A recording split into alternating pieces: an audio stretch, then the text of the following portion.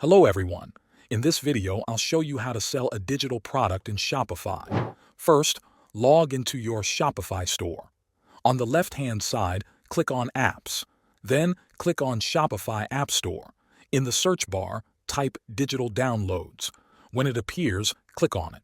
Then click the button that says Add App. Follow the steps to install the app. It only takes a few seconds. Once the app is installed, you'll be taken to the Digital Downloads dashboard. Here is where you will manage your digital products. Now click on Add Digital Product.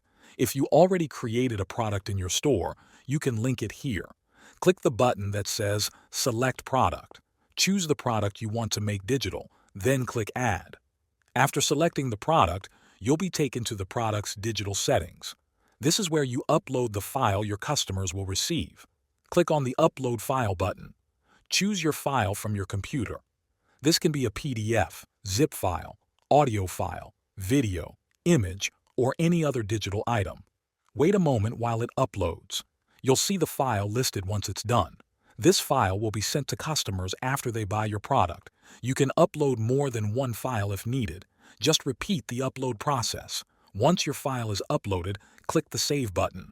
Now your digital product is ready.